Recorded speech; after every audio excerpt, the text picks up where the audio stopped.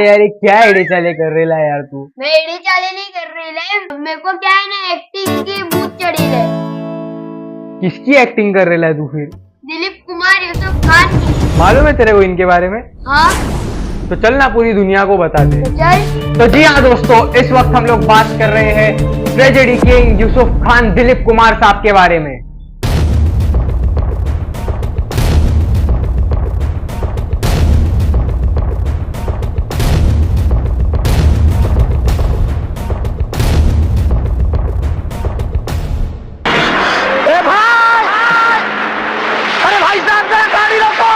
गाड़ी रोको भाई!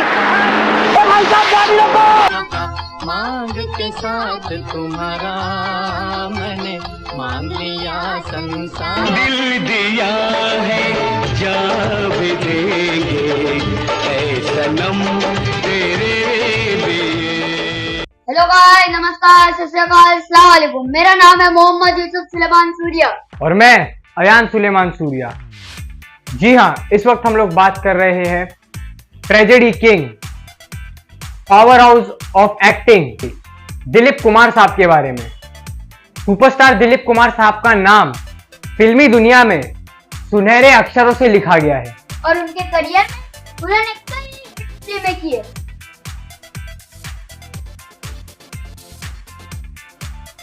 एक्टिंग की दुनिया में अपना लोहा मनवाने वाले दिलीप कुमार साहब ने ना कभी एक्टिंग सीखी थी, ना कभी पहले एक्टिंग की थी, ना ही एक्टिंग की ट्रेनिंग ली थी, बल्कि एक्टिंग की दुनिया में आने से पहले दिलीप कुमार साहब ब्रिटिश आर्मी कैंटीन में सैंडविच बनाकर बेचा करते थे और वो सैंडविच बेहद ही मशहूर था।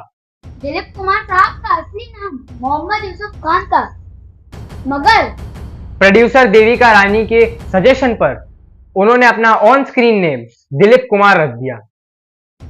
दिलीप कुमार साहब ने सन 1944 20 साल की उम्र में अपनी पहली फिल्म जोहार भाटा, इससे अपनी फिल्मी दुनिया की जो है शुरुआत की। 1949 में आई फिल्म अंदाज ने दिलीप कुमार साहब को हिंदी फिल्म इंडस्ट्री का सुपरस्टार बना दिया। दिलीप कुमार साहब ने देवदास, मुगले आजम जैसी फिल्मों में शानदार एक्टिंग की। ट्रेजेडी किंग दिलीप कुमार साहब को दुनिया अलग अलग नामों से पहचानती है। किसी के लिए वो मुगले आजम के सलीम है, तो किसी के लिए देवदास के देव। दिलीप कुमार साहब ने अपनी दमदार अदाकारी के दम पर फिल्म इंडस्ट्री को एक नई ऊंचाइयों तक पहुंचाया और 50 साल के करियर में उन्होंने बहुत सी सुपरहिट फिल्में की। इनके निभाए गए दमदार किरदार आज के एक्टर के लिए एक एक्टिंग स्कूल बन गए हैं और इनके फिल्में देख देख कर नए अदाकार एक्टिंग करते हैं। दिलीप कुमार साहब भले ही आज हमारे बीच नहीं है, लेकिन उनकी फिल्में, उनकी बातें और उनकी अदाकारी आज भी हमारे दिलों में बसी हुई है। वो आसमां झुक रहा है जमीन पर, वो आसमां झुक रहा है। आप लोग अभी सोच रहे हैं, इंकलाब कभी नहीं सोचता, इंकलाब एक ही असूल जानता है, तंग दिल शहंशाह मौत से ज्यादा किसी को दे भी क्या सकता है। जागी तू मिलन के, तू अपनी लगन के सजन घर जाना है। 2 बखत की रोटी बस सुख से मिल जाए, यही हमारी मांग है। आइए जानते हैं उनकी जिंदगी से जुड़े हुए कई खास बातें। दिलीप कुमार साहब का असली नाम मोहम्मद यूसुफ खान था और उनका जन्म पेशावर की तंग गलियों में एक मिडिल क्लास घर में हुआ था।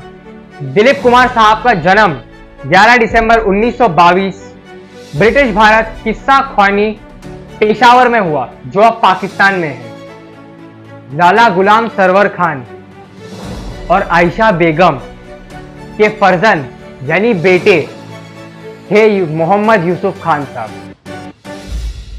उनका फलों का व्यापार था, इसी सिलसिले में वो मुंबई आया जाया करते थे। उनके कुल 12 बच्चे, 6 लड़के और 6 लड़कियां। कुछ देवलाली में पैदा हुए और कुछ मुंबई में पैदा हुए। यूसुफ खान साहब अपने माता पिता के तीसरे नंबर के बेटे थे। उनके 2 बड़े भाई थे, नूर मोहम्मद और अय्यूब। अय्यूब की ही वजह से पूरे परिवार को मुंबई शिफ्ट होना पड़ा।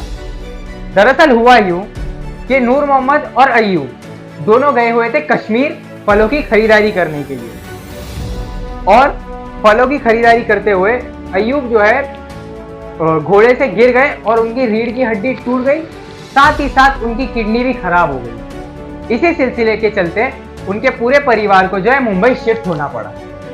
अय्यूब का इलाज मुंबई में हो रहा था, लेकिन अय्यूब को मुंबई की आबो हवा रास न आई। तो इसी चीज के चलते जो है सरवर खान साहब ने ये डिसीजन लिया कि क्यों ना पूरे परिवार को जो है देवलाली नासिक में शिफ्ट कर दिया जाए, और उन्होंने जो है पूरे परिवार को देवलाली नासिक में शिफ्ट कर दिया। सरवर खान साहब ने पहले किराए का मकान लिया, फिर खुद का बंगला बनाया। फिर यूसुफ खान साहब ने जो है अपनी पढ़ाई बर्न स्कूल और मुस्लिम बोर्डिंग से अपनी पढ़ाई जारी रखी। बीमार अय्यूब वो घर पर रहकर ही अपनी पूरी पढ़ाई करते थे और वो बहुत ही होशियार और शायर भी थे। अय्यूब के पास इंग्लिश लिटरेचर की बहुत सारी किताबें थी। इसी के चलते यूसुफ खान साहब को जो है इंग्लिश लिटरेचर पढ़ने का मौका मिला और उनकी नॉलेज में बहुत इजाफा हुआ।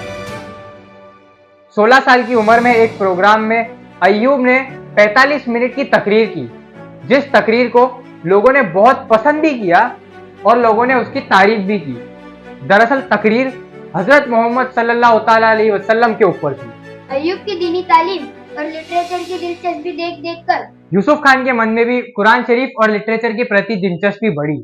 उन्होंने कुरान शरीफ को भी समझा, साथ ही साथ इंग्लिश लिटरेचर को भी अच्छे से समझा। सरवर खान साहब अपने बिजनेस के सिलसिले में नासिक टू मुंबई आया जाया करते थे, लेकिन वर्ल्ड वॉर 2 के चलते देवलाली नासिक को जो है फौजी स्टेशन घोषित कर दिया गया और सरकार ने सारी प्रॉपर्टीज को अपने अंदर में ले लिया। और इसी चीज के चलते खान परिवार को भी अपना बंगला छोड़कर मुंबई आना पड़ा। मुंबई आने के बाद बांद्रा में खान परिवार ने एक मकान किराए पर लिया। फिर उसके बाद यूसुफ खान साहब और उनके छोटे भाई नासिर ने अंजुमन इस्लाम स्कूल में अपना दाखिला कराया। वहीं पर दोनों भाइयों की मुलाकात फिल्म एक्टर मुकरी से हुई, जो उसी स्कूल के स्टूडेंट थे। अंजुमन इस्लाम में यूसुफ खान साहब पहले नंबर से पास हुए। फिर अंजुमन इस्लाम से पास आउट होने के बाद यूसुफ खान साहब का इंटरेस्ट उर्दू लिटरेचर और इंग्लिश लिटरेचर में आया, लेकिन उनके वालिद साहब के कहने पर उन्होंने विल्सन कॉलेज में साइंस के लिए अपनी पढ़ाई का दाखिला करवाया। विल्सन कॉलेज में उन्होंने अपनी पढ़ाई जारी रखी, लेकिन उस कॉलेज में फुटबॉल खेलने का कोई इंतजाम नहीं था, तो यूसुफ खान साहब ने अपनी कॉलेज चेंज कर ली और खालसा कॉलेज में एडमिशन ले लिया। वहाँ पर वो बहुत अच्छा फुटबॉल भी खेला करते थे, साथ ही साथ उनकी पढ़ाई भी जारी रही थी। अपने वालिद साहब के बिजनेस में घाटा होने के कारण यूसुफ खान साहब को अपनी पढ़ाई बीच में ही छोड़नी पड़ी। फिर उन्होंने पूना में एक ब्रिटिश कैंटीन में जो है अपनी नौकरी लगवा ली। दिलीप कुमार साहब ब्रिटिश आर्मी कैंटीन में सैंडविच बनाकर बेचा करते थे और वो सैंडविच बेहद ही मशहूर था। लेकिन उनके वालिद का बिजनेस खड़ा करने का उनके दिल में जज्बा था, इसलिए वो अपने वालिद के साथ डिस्कशन करने का फैसला लिए। फिर उन्होंने अपने वालिद साहब के साथ डिस्कशन किया और अपना बिजनेस वापस किस तरीके से खड़ा करें, इस बारे में उन्होंने बातचीत करी। यूसुफ खान साहब के बिजनेस के बारे में डिस्कशन सुनकर यूसुफ खान साहब के अब्बा ने उन्हें अपने एक खास दोस्त जो डॉक्टर भी थे उनके पास मशवरा करने भेज दिया, और डॉक्टर का नाम था, यानी उनके खास दोस्त का नाम था डॉक्टर मसानी साहब। डॉक्टर मसानी को पता था कि यूसुफ खान साहब को इंग्लिश लिटरेचर और उर्दू का बहुत अच्छी नॉलेज थी, इसी वजह से उन्होंने ये सजेस्ट किया कि तुम जाके देविका रानी से मिलो। देविका रानी उन दिनों बॉम्बे टॉकीज की संचालन कर रही थी, और बॉम्बे टॉकीज उस टाइम का जो है बहुत बड़ी फिल्म प्रोड्यूस करने वाली कंपनी थी। डॉक्टर मसानी के कहने पर देविका रानी ने यूसुफ खान साहब को अपने यहाँ नौकरी दे दी। सब खेल है बस तकदीरों का, सब खेल है बस तकदीर। देविका रानी जी की नजर जब यूसुफ खान साहब पर पड़ी, तब उन्होंने यूसुफ खान साहब को अपनी एक फिल्म ऑफर करी और उनको एक ऑन स्क्रीन नेम भी दिया, जो था दिलीप कुमार। और यहाँ से शुरू होता है एक्टर दिलीप कुमार साहब का फिल्म सफर। मोहब्बत जो डरती हो मोहब्बत नहीं, अय्याशी गुनाह है। कौन कमबख्त है जो बर्दाश्त करने के लिए पीता है।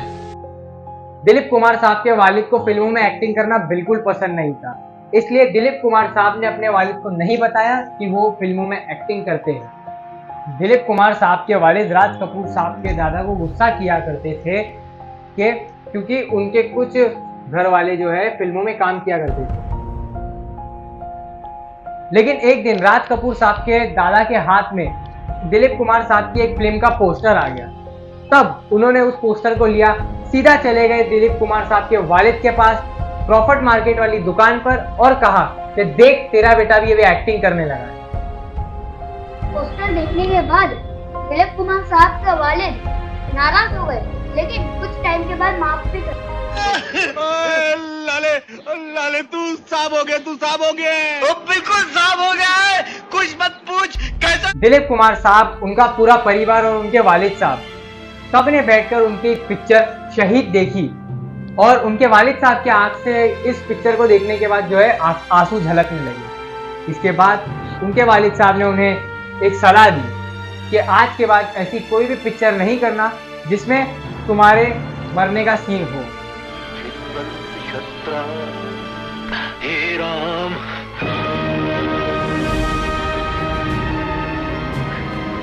सिनेमा के पर्दे पर उन्होंने अपने आप को कई रूप में पेश किया और सिनेमा के प्रेमियों की दिल की धड़कन बन गए। जब पेट की रोटी और जेब का पैसा छिन जाता है ना, तो कोई समझ नहीं रह जाती आदमी। और शेर को अपने बच्चों की हिफाजत के लिए शिकारी कुत्तों की जरूरत। दिलीप कुमार साहब ने ना ही कभी एक्टिंग की थी, ना ही एक्टिंग की ट्रेनिंग ली थी, लेकिन जब भी वो एक्टिंग करते थे तो अपने कैरेक्टर में एक जान फूंक दिया करते थे। मुझे तो आसमानों पे उड़ता फिरे था ना, आज तेरे पैर जमीन पर। 1950 से 1960 को हिंदी फिल्मी दुनिया का गोल्डन एरा कहा जाता है। प्यार मिला हमें, यार मिला, एक नया संसार मिला। नैन लड़ जाई है तो मनवा माँ कटक होई बेकरी, प्रेम का छुट्टी है पटाखा तो धमक होई बेकरी। उनकी कुछ खास फिल्मों की वजह से उन्हें फिल्मी दुनिया में ट्रेजेडी किंग भी कहा गया। हमें हिंदुस्तान के खून की सौगंध है मोहन। जान, तुम चली जाओगी ना तो मेरे पास कुछ नहीं रहेगा, कुछ भी नहीं रहेगा मेरे पास। इस बात का अफसोस नहीं है मुझे विजय, तुमने मुझसे बदतमीजी की है। दिलीप कुमार साहब की बहुत सी फिल्में गोल्डन जुबली भी हिट हुई, जिनमें से कुछ फिल्में थी आजाद, अंदाज, मेला, शहीद, लीडर, बाबुल। ऐसी भी और कुछ फिल्में हैं जो सिल्वर जुबली हिट हुई। दिलीप कुमार साहब ने कॉमेडी फिल्में भी की, जिसकी मिसाल है राम और श्याम, गोपी। अरे साला मैं तो साहब बन गया, साहब बन के कैसा तन गया। सोचे तो कहता आया I love you, I love you, हर दिन हर पल यही कहूँ मैं I love you. Dilip Kumar sahab ने कुछ दबंग वाली फिल्में भी की है, जिनकी मिसालें हैं आन, आजाद और क्रांति। हम इस खून से आसमान पर इनकलाब लिख देंगे। दिलीप कुमार साहब ने एक फिल्म की थी बैराड़, जिसमें उन्होंने 3 रोल अदा किए थे। अपने समय के वो ऐसे इकलौते एक्टर थे जिन्होंने एक ही फिल्म में ट्रिपल रोल अदा किए थे। सुख के सब साथी, दुख में ना कोई। दिलीप कुमार साहब के साथ एक्टिंग करने की बहुत सारे एक्टर्स की जो है इच्छा हुई है, लेकिन ये इच्छा बहुत कम एक्टर्स की पूरी हो पाई है। क्यों? क्योंकि दिलीप कुमार साहब ने बहुत ही कम फिल्मों में एक्टिंग की है, लेकिन ये इच्छा जिन एक्टर्स की पूरी हुई है उनका नाम है अशोक कुमार, अमिताभ बच्चन, अनिल कपूर, गोविंदा, देवानंद, जैकी श्रॉफ, मनोज कुमार, नसीरुद्दीन शाह, राज कपूर, संजय दत्त, राजकुमार और भी कुछ एक्टर्स हैं जिन्हें ये मौका मिला। अगली बार तुम एक बाप से मिलोगे या पुलिस अफसर से, इसका फैसला तुम्हें खुद करना होगा। बड़ा आदमी अगर बनना हो चौधरी, तो छोटी हरकतें मत करना। दिलीप कुमार साहब ने अपने टाइम की मशहूर एक्ट्रेसेस के साथ भी काम किया। अगर नाली के कीड़े को दुनिया भर का साबुन इकट्ठा करके भी साफ किया जाए, उसको धोया जाए, तो वो गंदे का गंदा ही रहेगा। तो तुम्हारी मिसाल कमान से निकले हुए उस तीर की तरह होगी जो किसी की छाती में भी जाकर गड़ सकता है। और एक खास बात और, फिल्म फेयर अवार्ड जीतने वाले दिलीप कुमार साहब सबसे पहले एक्टर थे। दिलीप कुमार साहब को कुल 8 बार बेस्ट एक्टर का अवार्ड भी मिला, जिसकी लिस्ट कुछ इस तरह है। 1954 में फिल्म दाग, 1956 आजाद, 1957 देवदास, 1958 नया दौर, 1961 कोहिनूर, 1965 लीडर, 1968 राम और श्याम, और 8वीं बार 1983 में फिल्म शक्ति के लिए उन्हें बेस्ट एक्टर का अवार्ड दिया गया। 1991 में भारत सरकार ने दिलीप कुमार साहब को पद्म भूषण अवार्ड से नवाजा। 1994 में दिलीप कुमार को दादा साहेब फाल्के अवार्ड से नवाजा गया और 2015 में पद्म विभूषण से भी नवाजा गया।